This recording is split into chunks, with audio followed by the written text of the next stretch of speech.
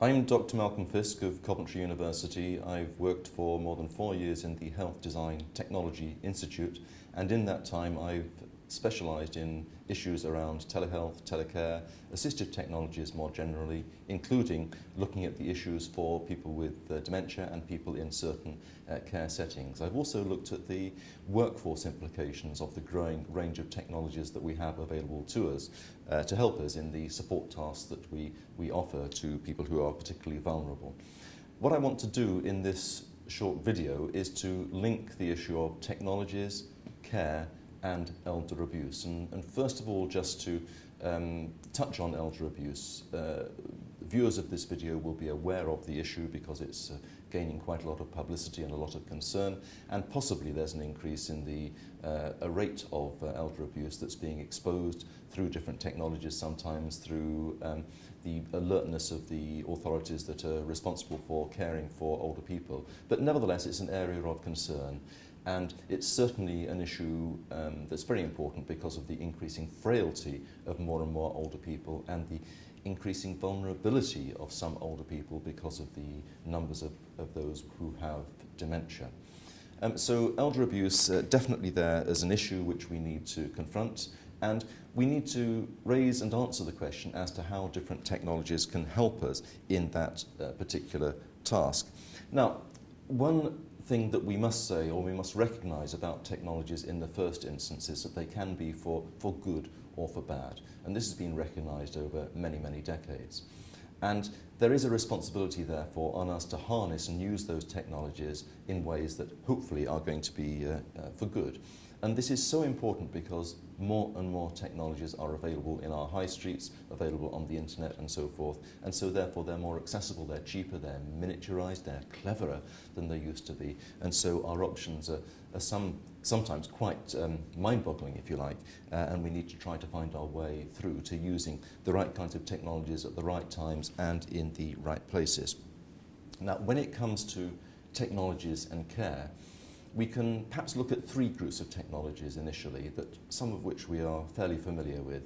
The first one is around telecare and social alarms, and those kind of technologies have been with us since the 1950s. Fairly simple technologies, fairly basic, they're not particularly intrusive.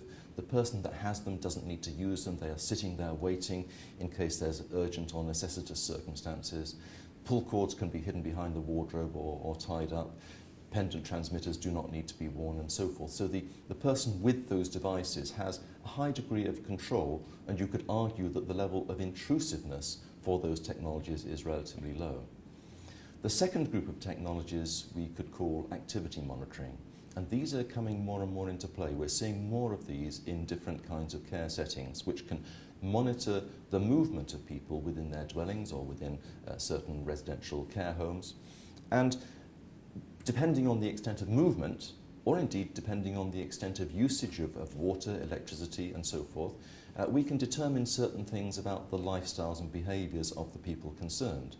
Now, this depends on someone being able to observe the data, the information that is gathered, and therefore in being able to respond in the event that something out of the ordinary is perhaps happening and may require some kind of intervention.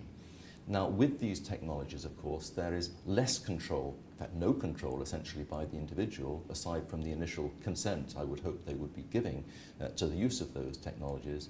And it does depend on somebody, as I say, observing and seeing what happens. So there's certainly a potential there for some intrusiveness. The third group of technologies is cameras and audio recording. And clearly there's a very high risk there of intruding on people's privacy and compromising confidentiality and so forth. I will come back to those because they are quite controversial and there's a lot of debate about them at the moment. Now, I'm going to change tack for the moment and talk about the issue of care, but in changing tack, I want you to hang on to that word I've used a few times about observation, about some technologies requiring to be accompanied by some kind of observation on the part of a carer or another person who has some responsibility for that person's well-being. But the notion of care, it's a somewhat contested notion. We are used to the typology set out by Beauchamp and Childress, for instance, who looks at things like autonomy and justice and beneficence. But there's work being done recently, quite rightly, by Tom Sorell and others, Tom Sorell at Warwick University, looking at whether or not we should be placing so much value on autonomy.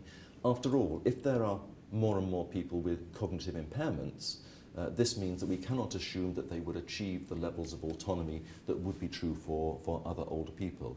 And therefore, we need to think about the ways in which we use our duty of care to act in ways that are in people's best interests where that cognitive ability is lacking. So he's suggesting not to put so much emphasis on autonomy, and his approach to this is allowing us to rethink some of the issues around the ethics of care, if you like, and the way that we do care for other people.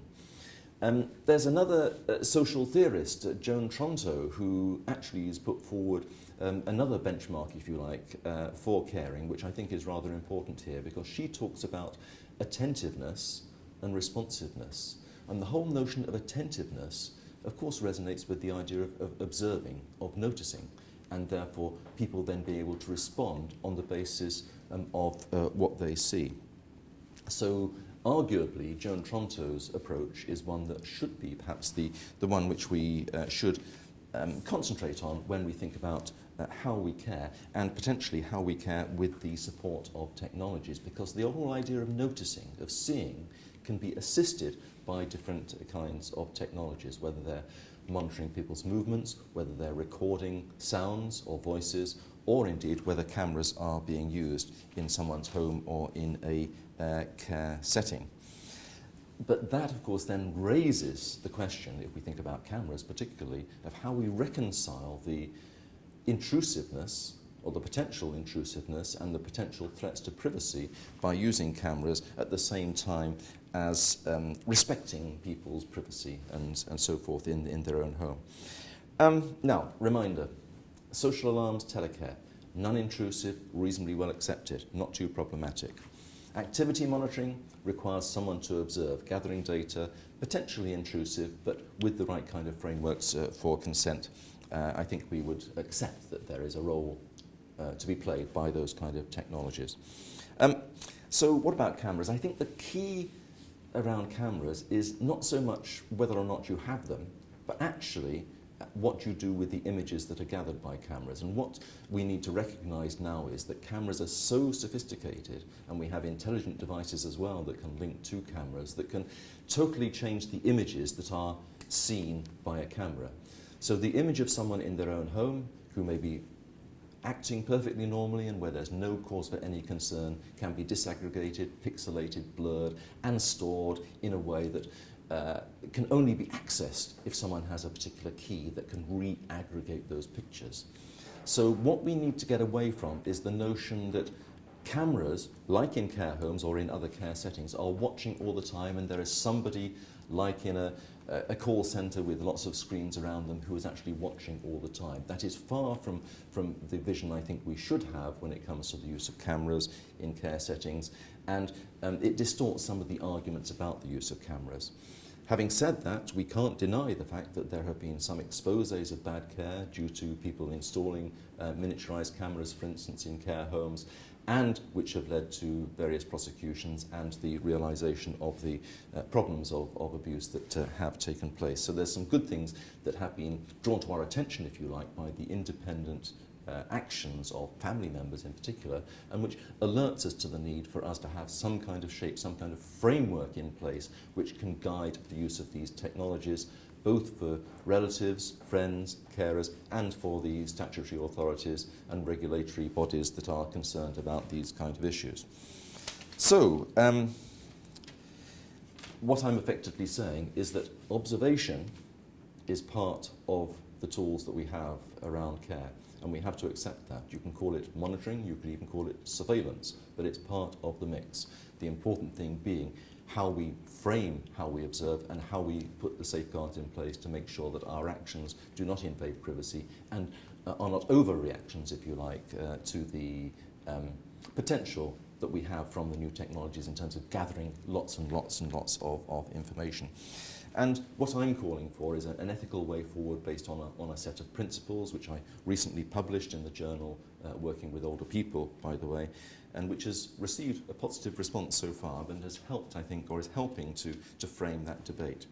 But what it is trying to do is to reconcile the views of campaigning organisations who are rightly concerned about the issue of abuse and very often have direct experience in their families, and the responsibilities of the statutory bodies who are concerned for safeguarding, who are concerned for care, and are concerned for the future of services in a period when the numbers of older people are increasing. And what I am suggesting is that using new technologies, using cameras where appropriate, in a way that gathers information which may well not be seen by anybody unless there are special circumstances, there is an ethical way forward that acknowledges our duty of care and acknowledges our duty to safeguard people who are particularly vulnerable.